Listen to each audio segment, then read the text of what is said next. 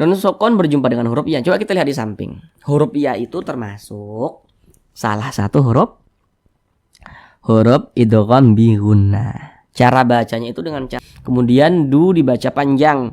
Kembali lagi ke rumus mad tabi'i yang di kotak nomor 2 yang di tengah.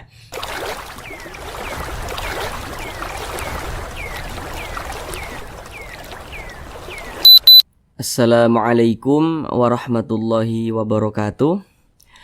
Apakah Bapak Ibu Saudara semuanya masih terbata-bata dalam membaca Al-Quran, belum lancar dalam membaca Al-Quran, kemudian juga belum memahami ilmu tajwid?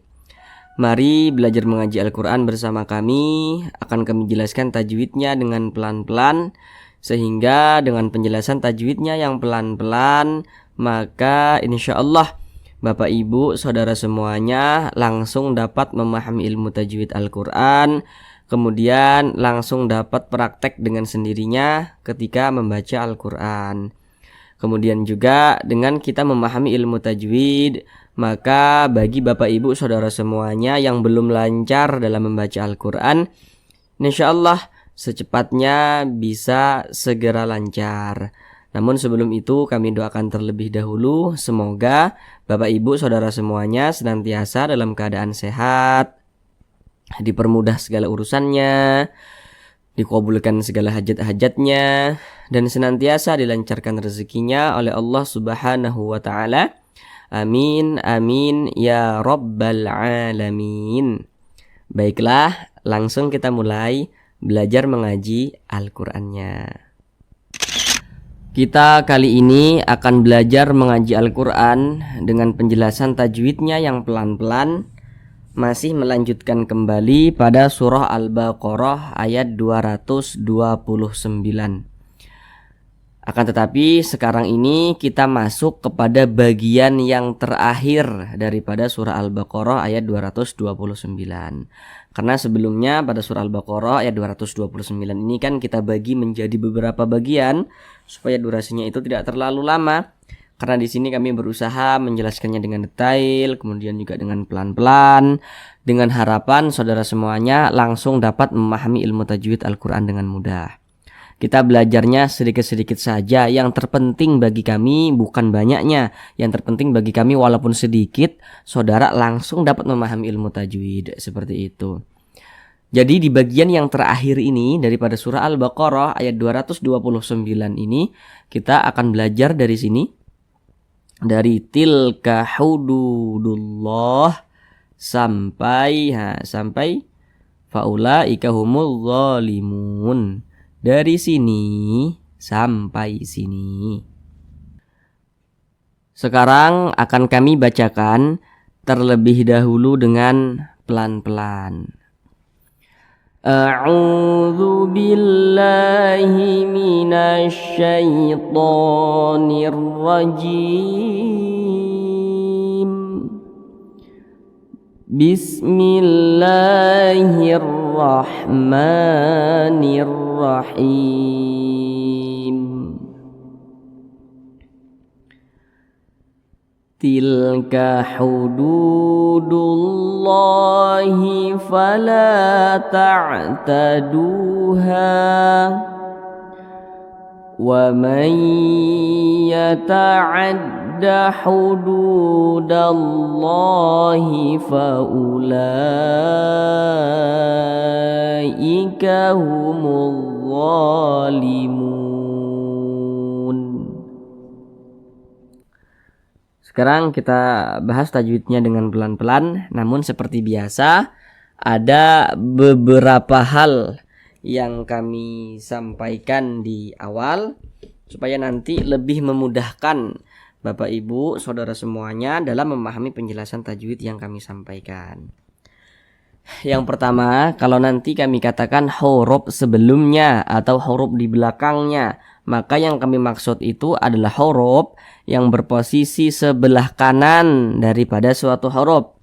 Kemudian kalau nanti kami katakan huruf setelahnya atau huruf di depannya, maka yang kami maksud itu adalah huruf yang berposisi sebelah kiri daripada suatu huruf.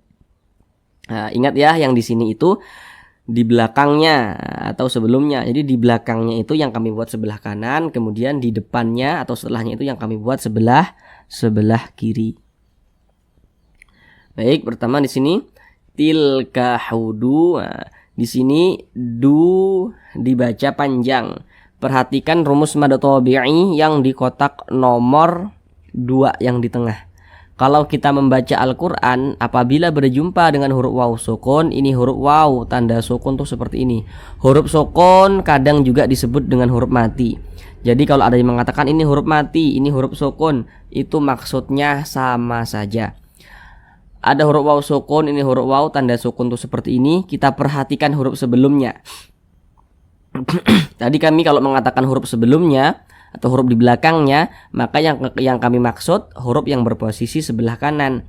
Ini huruf waw, sebelah kanannya mana? Berarti yang sebelah sini. Nah, ada huruf waw sukun, sebelumnya ada huruf yang memiliki tanda baca dhammah, atau ada huruf waw sukun, di belakangnya ada huruf yang memiliki tanda baca dhammah. Nah, jadi terserah mana yang kiranya mudah untuk saudara ingat dan saudara pahami.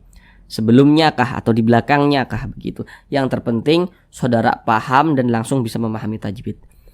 Ada huruf waw sukun, sebelumnya ada huruf yang memiliki tanda baca dhammah, maka huruf yang memiliki tanda baca dhammah yang berposisi tepat sebelum huruf waw sukun, maka huruf tersebut dibaca panjang.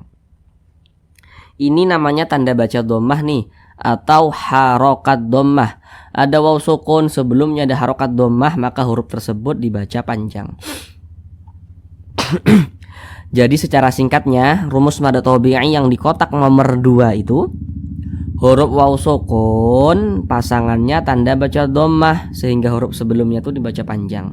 Jadi kalau membaca Al-Quran, lihatlah, kalau ada huruf waw sukun, sebelumnya ada tanda baca dhammah seperti ini, tanda baca dhammahnya nih, maka berarti huruf tersebut dibaca panjang. Mad tabi'i panjangnya 2 harokat. 2 harokat itu untuk lebih mempermudah kita dalam belajar. Kira-kira temponya itu 2 ketukan, 1, 2. Hududullah.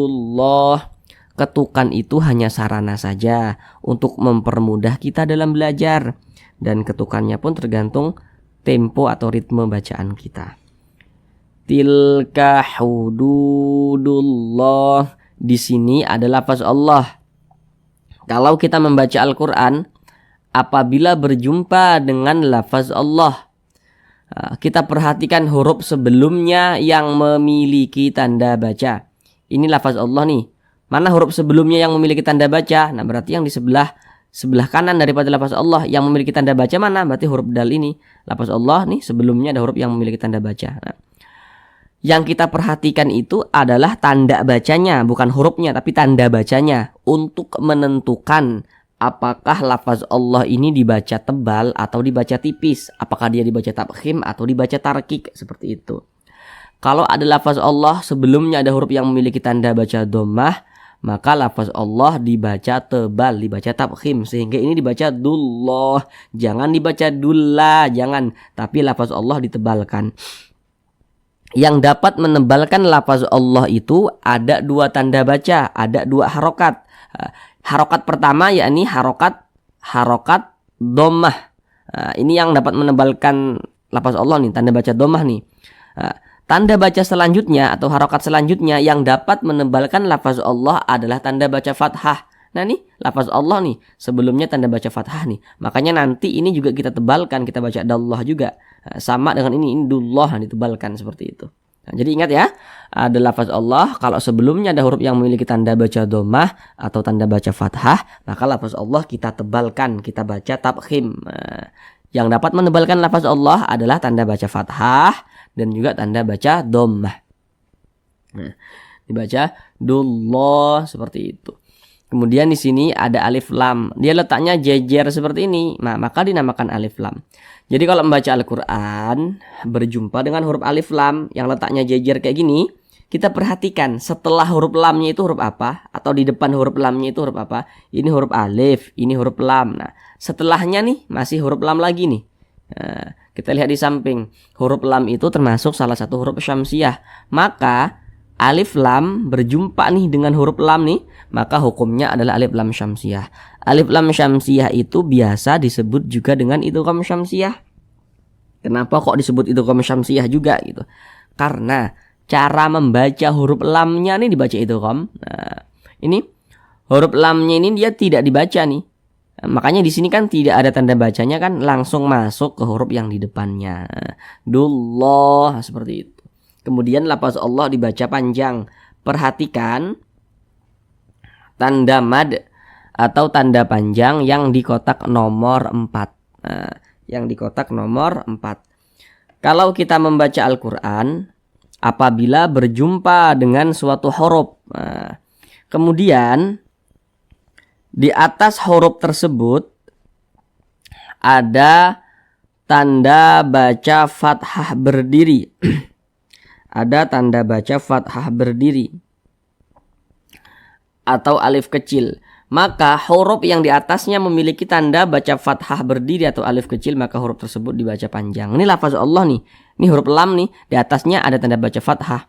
Tanda baca fathah itu kan mereng seperti ini. Tapi kalau bentuknya berdiri seperti ini, berbentuk alif kecil seperti ini, maka huruf yang ada tanda seperti ininya nih, maka dia dibaca panjang. Nah, makanya lafaz Allah ini dibaca panjang.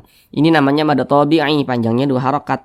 Jadi mad tabi'i itu bisa ditulis dalam bentuk alif kecil seperti ini, bisa juga ditulis dalam bentuk rumus yang kami sampaikan tadi. Mad tabi'i panjangnya 2 harakat. Hududullah, seperti itu. Nah, kemudian ada tambahan pengetahuan. Kalau nanti mungkin saudara membuka Al-Quran di HP, atau semoga saudara bisa pergi umroh dan haji ke Tanah Suci, membuka Al-Quran di sana. Kemudian ketika saudara membaca, di atas lafaz Allahnya tidak ada tanda baca fathah berdiri seperti ini, maka lafaz Allah harus tetap dibaca panjang. Karena biasanya kalau penulisan Al-Quran Mushaf Madinah itu di atas lafaz Allahnya tidak ada tanda seperti ininya, tapi lafaz Allah harus tetap dibaca panjang. Tapi kalau di Al-Quran Mushaf Indonesia, Al-Quran terbitan Indonesia, di atas lafaz Allahnya ada tanda seperti ini. Nah, itu hanya untuk tambahan pengetahuan saja. Mad tabi'i panjangnya 2 harakat.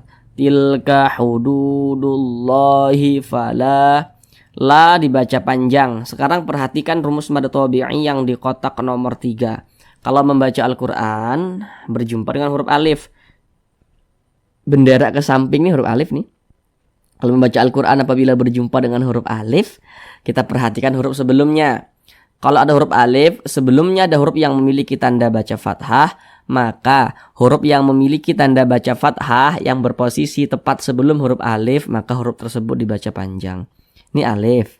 Ini sebelumnya nih ada huruf yang memiliki tanda baca fathah. Baris 1 ke atas ini namanya tanda baca fathah atau harokat fathah.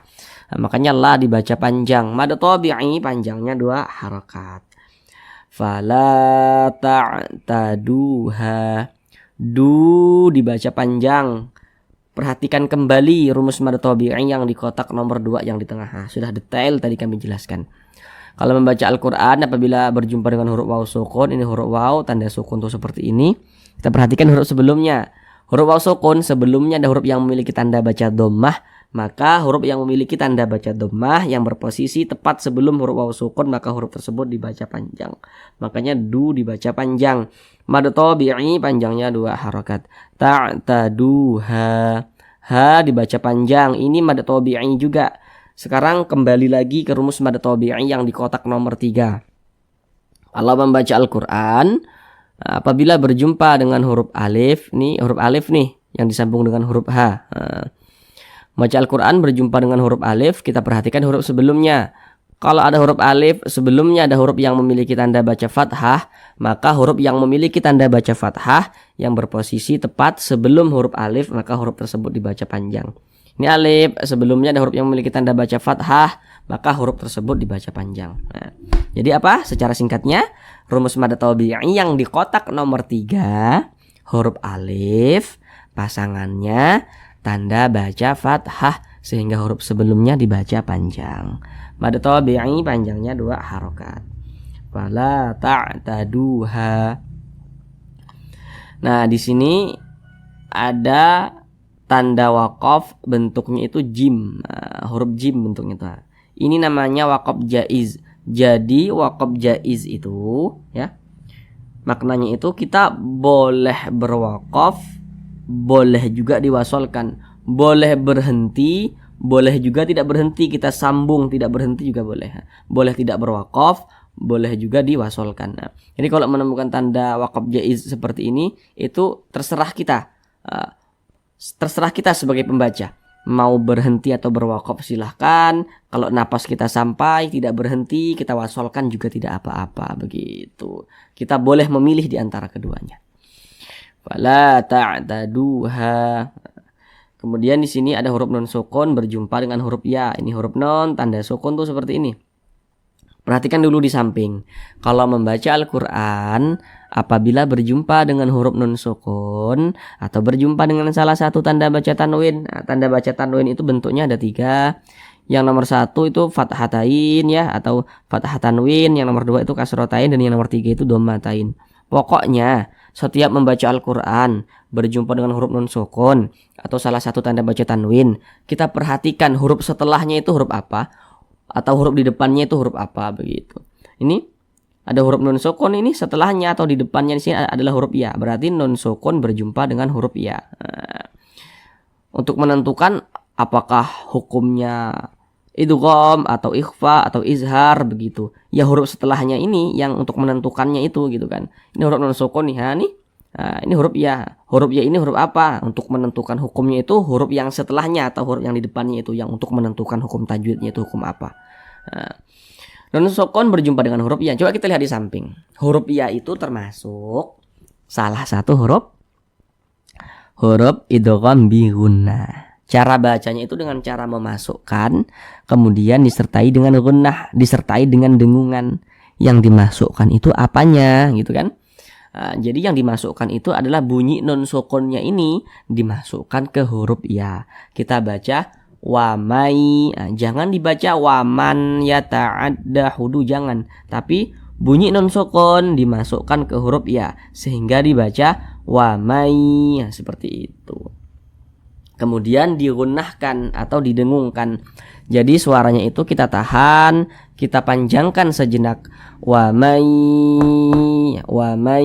kita tahan, kita panjangkan sejenak. Kita dengungkan. Wamai yata'adda hudu, seperti itu. Kita tahan, kita panjangkan sejenak. Mungkin nanti saudara ada yang bertanya, berapa panjangnya gunnah atau dengungan itu? Kalau kita mengikuti pendapat ulama yang mutaakhirin, ulama qiraah yang mutaakhirin, maka panjangnya gunnah atau dengungan itu adalah 2 harokat.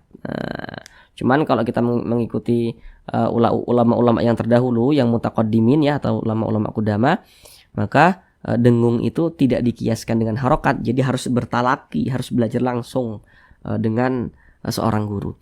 Tapi kalau mengikuti ulama yang mutaakhirin, maka panjangnya gunnah itu adalah gunnah atau dengungan itu adalah 2 harokat. Wa may, kita tahan, kita panjangkan sejenak. Wa may yata'adda hudu. Kemudian du dibaca panjang. Kembali lagi ke rumus mad tabi'i yang di kotak nomor 2 yang di tengah.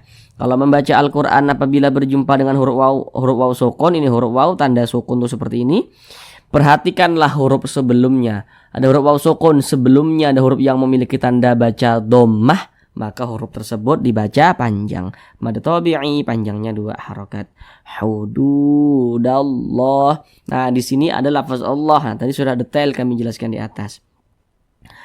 Kalau membaca Al-Quran berjumpa dengan lafaz Allah, kita perhatikan huruf sebelumnya yang memiliki tanda baca. Tanda bacanya itu yang kita perhatikan untuk menentukan apakah lafaz Allah ini dibaca tipis atau dibaca tebal, seperti itu. Ada lafaz Allah sebelumnya ada huruf yang memiliki tanda baca fathah, maka lafaz Allah kita baca tebal. Dallah. Nah, tadi di atas sudah kami jelaskan. Yang dapat menebalkan lafaz Allah itu adalah tanda baca fathah seperti ini, atau tanda baca dhammah yang seperti ini. Dallah, kita tebalkan, jangan dibaca dalla, jangan, tapi ditebalkan dallah, begitu. Kemudian di sini ada alif lam berjumpa lagi dengan huruf lam. Kita lihat di samping, huruf lam termasuk salah satu huruf syamsiyah. Maka Alif lam berjumpa dengan huruf lam, hukumnya adalah alif lam syamsiyah. Maka huruf lamnya ini dia tidak dibaca, makanya di sini kan tidak ada tanda bacanya. Jadi dia dibaca idgham, langsung masuk ke huruf yang di depannya ini ya. Sehingga dibaca hududallah begitu. Kemudian lafaz Allah dibaca panjang, perhatikan tanda panjang atau tanda mad yang di kotak nomor 4 lagi. Kalau membaca Al-Quran berjumpa dengan suatu huruf yang di atasnya memiliki tanda baca fathah berdiri atau alif kecil, maka huruf tersebut dibaca panjang. Ini huruf lam nih, di atasnya ada tanda baca fathah berdiri nih, berbentuk alif tapi dia kecil bentuknya seperti ini. Nah, maka ini adalah tanda panjang. Huruf yang di atasnya memiliki tanda seperti ini, maka dia dibaca panjang. Nah, hududallah, mad tabi'i panjangnya 2 harokat. Hududallahi faula. Nah, di sini supaya tidak bingung, u ini tidak dibaca panjang. Nah, jadi ini bukan huruf waw mad, bukan. Nah, jadi ini u tidak dibaca panjang, kita baca pendek. Faula begitu. Kemudian la dibaca panjang. Ini namanya adalah mad wajib muttasil. Namun sebelum itu perhatikan dulu perhatikan dulu tanda mad atau tanda panjang yang di kotak nomor 4. Kalau kita membaca Al-Quran, apabila berjumpa dengan suatu huruf, kemudian di atas huruf tersebut ada tanda baca fathah berdiri, maka huruf yang di atasnya memiliki tanda baca fathah berdiri, maka huruf tersebut dibaca panjang. Ini huruf lam nih, nah nih, lam. Ini di atasnya nih ada tanda baca fathah berdiri. Nah, maka huruf lam ini dibaca panjang. Pada awalnya namanya ini mad tabi'i pada awalnya. Kemudian mad tabi'inya nih berjumpa nih. Mad tabi'i yang berjumpa dengan huruf hamzah nih, huruf hamzah dalam satu kata atau dalam satu kalimat, maka namanya berubah menjadi mad wajib muttasil. Nah, maka panjangnya itu 4 hingga 5 harokat. Nah, faulaika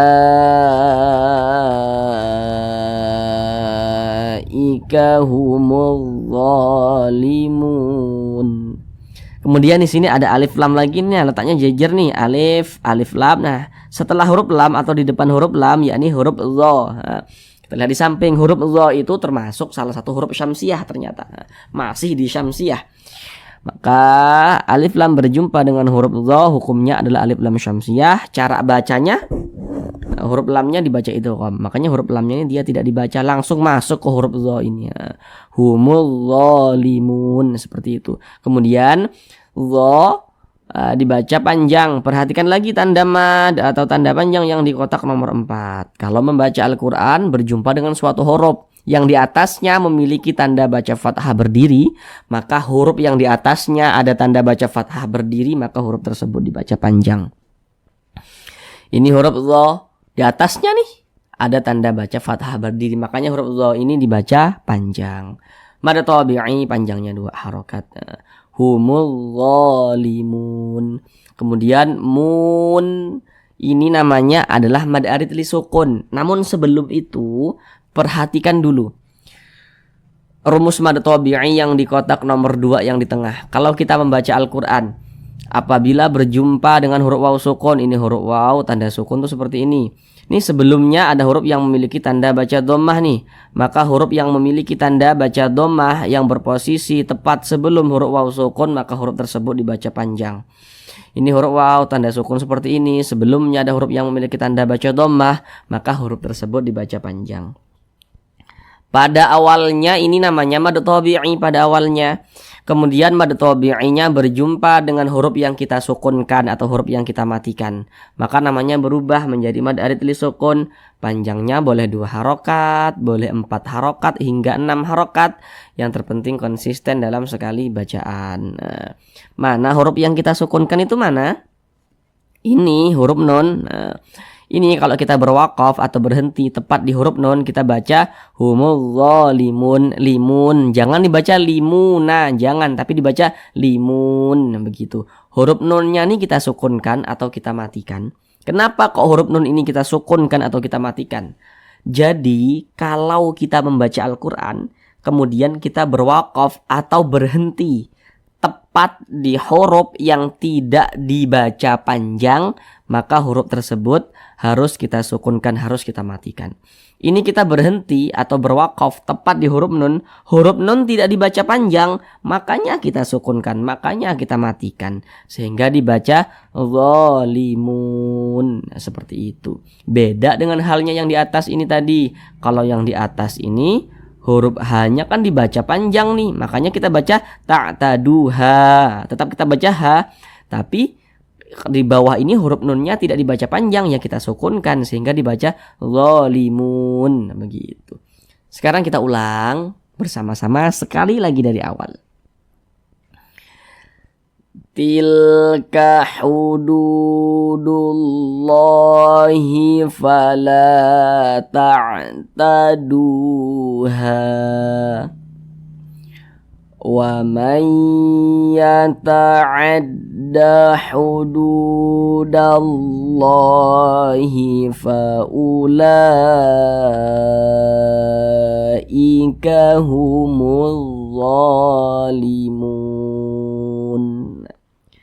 Cukup sekian pembelajaran kita pada kali ini. Supaya tidak sia-sia dengan apa yang telah kita pelajari, tidak lupa dengan apa yang telah kita pelajari, maka senantiasalah menyempatkan waktu untuk membuka Al-Quran dan membacanya.